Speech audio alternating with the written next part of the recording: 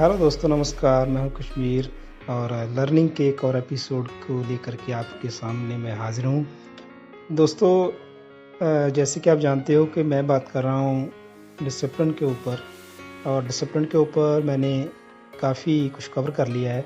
आप मेरी पिछली वीडियो देख सकते हो। उनमें मैंने जैसे कि टीचर को, बच्चों को, एनवायरनमेंट को, स्कूल को, इनमें दोनों से संबंध क्या है, दोनों में अंतर क्या है, हमें क्यों फॉलो करना चाहिए डिसिप्लिन कैसे फॉलो होता है, ये सारी बातें मैं अपनी पिछली वीडियो में कर चुका हूँ। तो आज जो मैं वीडियो आपके सामने प्रस्तुत करने जा रहा हूँ, इस वीडियो के अंत में आपको मैं टिप देने वाला हूँ, बहुत अच्छी बात करने वाला हूँ। तो प्लीज़ वीडियो को लास्ट तक जरूर देखिए और उस टिप को बड़े ध्यान से सुनिए, आपको बहुत फ़ायदा होने वाला है।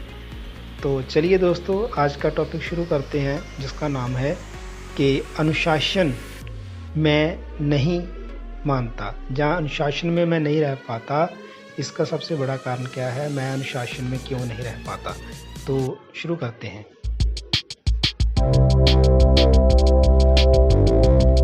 जी दोस्तों, तो जैसे आप जानते हो कि अनुशासन में रहना एक बहुत बड़ी समस्या है आज के युग की। चाहे वो बच्चे हों, चाहे वो मैच्योर बड़े लोग हों, चाहे वो हमारे बड़े बुजुर्ग हों, चाहे हमारी कम्युनिटी हो, हमारे एनवायरनमेंट में जो भी रहता है, अलाइव है, उसके लिए डिसिप्लिन में रहना आज बहुत ज़्यादा तंग हो गया है, बहुत ज़्यादा मुश्किल हो गया है। तो मैं बात अपने से शुरू करता हूँ कि मैं डिसिप्लिन में क्यों नहीं रह पाता। तो बहुत सारी ऐसी बातें हैं जिसके कारण मैं डिसिप्लिन में आ नहीं पाता, डिसिप्लिन में रह नहीं पाता। तो उन बातों को बारी बारी आज मैं शेयर करने की कोशिश करूँगा।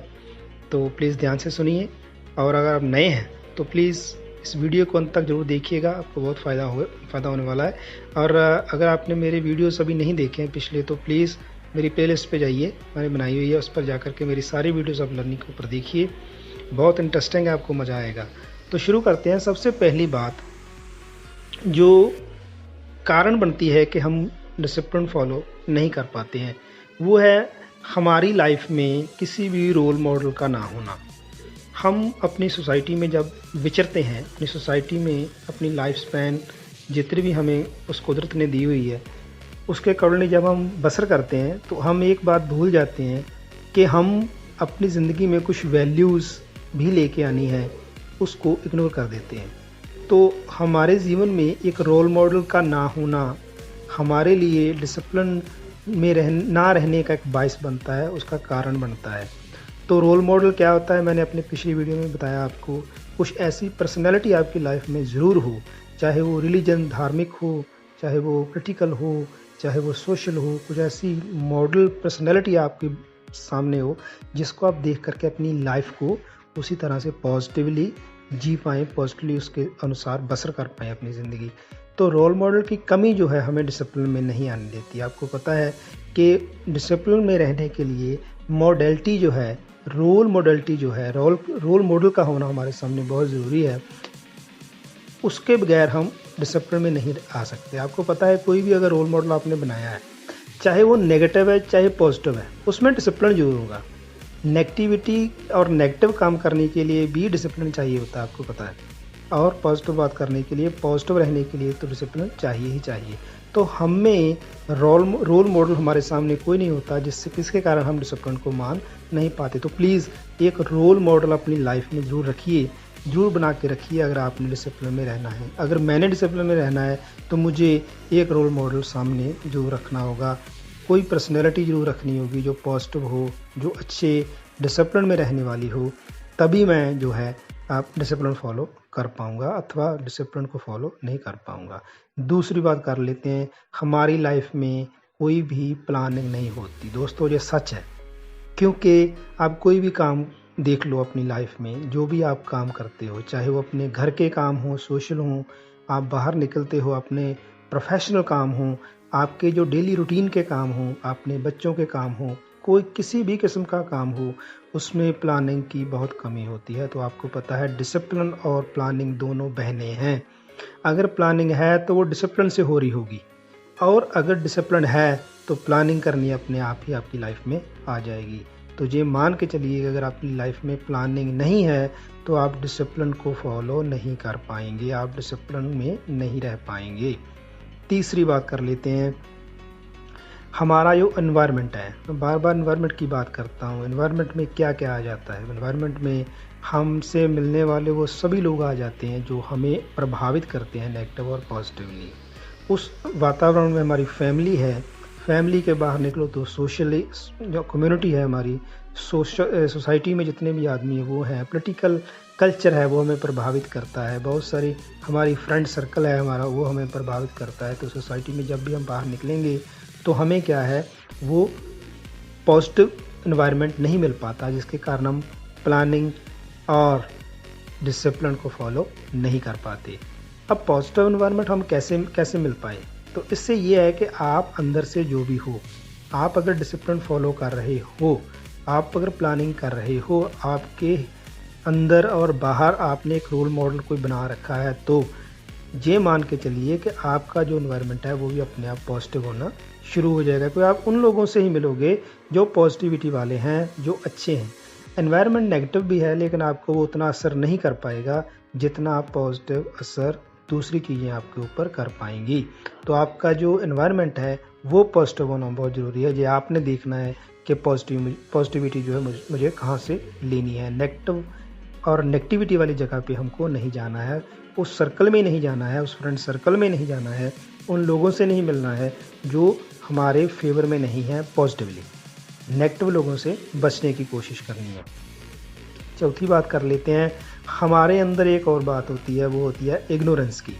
हम कोई भी काम करते हैं, कोई भी बात करते हैं, जो भी डेली रूटीन का काम करते हैं, उसमें हम हमेशा कहते हैं चलो देखा जाएगा, अच्छा कर लेंगे, अच्छा चलो फिर से हो जाएगा, देखी जाएगी, इतनी अभी बहुत समय पड़ा है। तो ये सभी चीज़ें ये इस एक ही वर्ड के नीचे आती है, वर्ड इग्नोरेंस।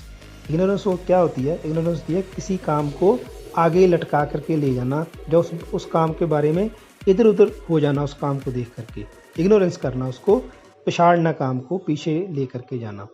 तो हमारे में अगर इग्नोरेंस की मात्रा बहुत ज़्यादा है, आप खुद देखो, अगर मेरे में इग्नोरेंस करने की, किसी भी काम को करने की, किसी के बारे में सोचने की, कोई भी पॉजिटिव करने की अगर इग्नोरेंस है तो ये मान के चलिए कि आप डिसिप्लिन फॉलो नहीं करोगे। पांचवी बात कर लेते हैं, हमारे अंदर, मैंने पहले भी बड़ी अपने वीडियो में बात कर रखी है हैबिट्स के बारे में। हम में हैबिट्स तो होती हैं, सभी हैबिट्स होती हैं, लेकिन वो टाइमली होती हैं।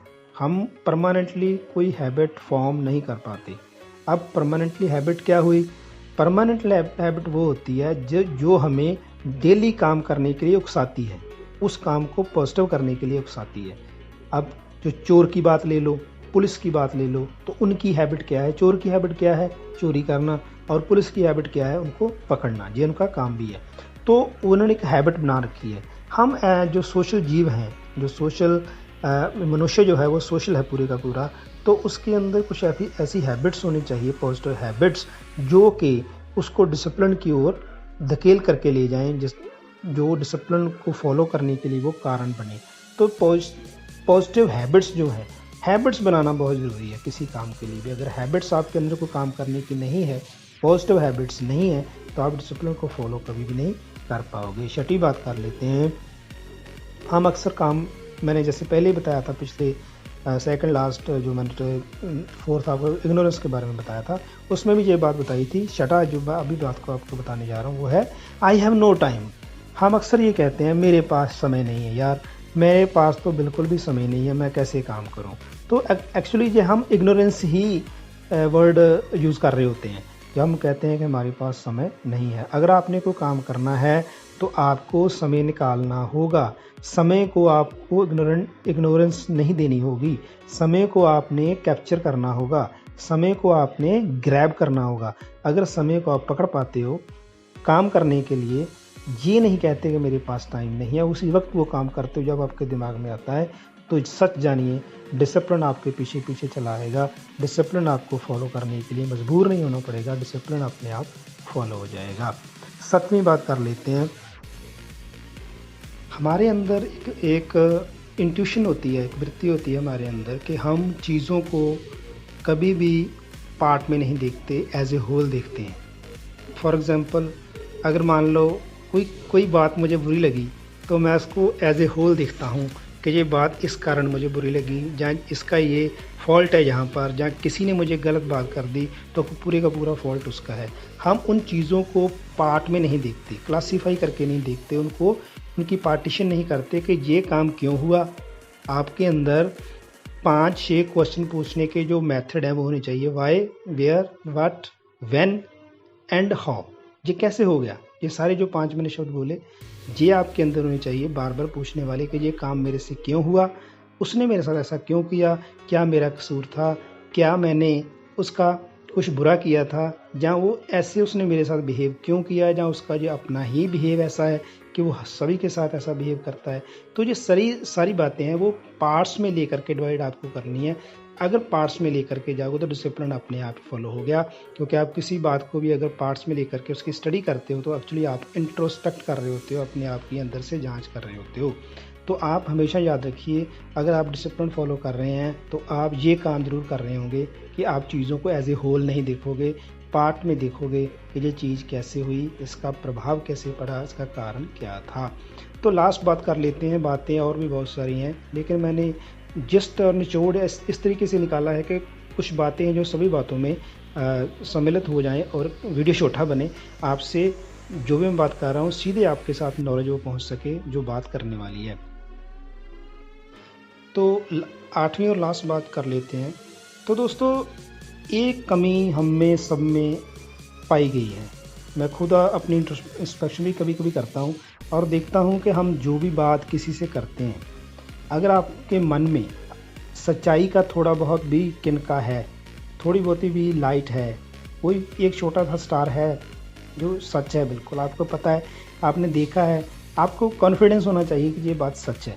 अब कितना कॉन्फिडेंस होगा वो बात की सच्चाई की तह तक आप कैसे जाते हो, ये आपके ऊपर है कि आप कितना उस बात को जो है दूर तक देख सकते हो, आप कितना उसको ऑब्जर्व कर सकते हो बात को। तो जब आप उस सच्चाई के बारे में आपको पता है तो आप हिचकिचाइए मत, आप अपनी बात सीधी लोगों से कह पाएँ, सीधी दूसरों से कह पाएँ। ये एक डिसिप्लिन का अपना ही वे बनेगा। अगर मान लो लोगों को पता चल जाए कि आप अपनी बात सीधी और स्पष्ट करते हो तो लोग आपकी बात ध्यान से सुनेंगे, वो आपको जान चुके होंगे कि आप डिसिप्लिन फॉलो करते हो। बात जो है जब आप करते हो तो डिसिप्लिन वे में करते हो, आपने वो बात करनी ही करनी है। लेकिन ये बात ज़रूरी है कि वो बात पॉजिटिव हो और दूसरों पर भी पॉजिटिव असर डाले।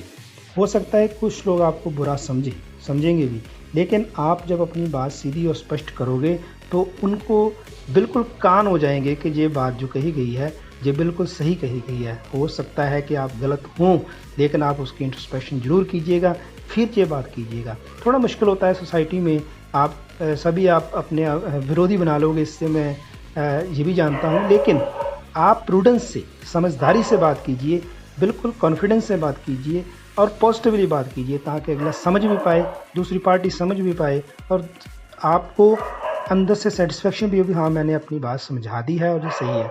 एक्चुअली जब आप बिल्कुल निर्संदेह हो करके बिना किसी डर के बात करते हो तो आप बिल्कुल कॉन्फिडेंस के घेरे में आ जाओगे, और कॉन्फिडेंस के घेरे में आने का मतलब है कि आपको डिसिप्लिन फॉलो करने की ज़रूरत नहीं है, अपने आप ही डिसिप्लिन आपके अंदर जो है वो आ जाएगा। तो दोस्तों, मुझे बिल्कुल इस बात की आस है कि आज का टॉपिक बहुत इंटरेस्टिंग था, आपको बहुत पसंद आया होगा। प्लीज़ अगर आपको ये टॉपिक मेरा बहुत ज़्यादा पसंद आया तो प्लीज़ लोगों से शेयर ज़रूर कीजिएगा, लाइक कीजिएगा, चैनल को सब्सक्राइब कीजिएगा। तो दोस्तों, इस वीडियो को मैं यहाँ पर ही क्लोज़ करता हूँ, वाइंड अप करता हूँ। नेक्स्ट वीडियो तक मैं आपसे इजाज़त चाहता हूँ। नमस्कार, थैंक यू।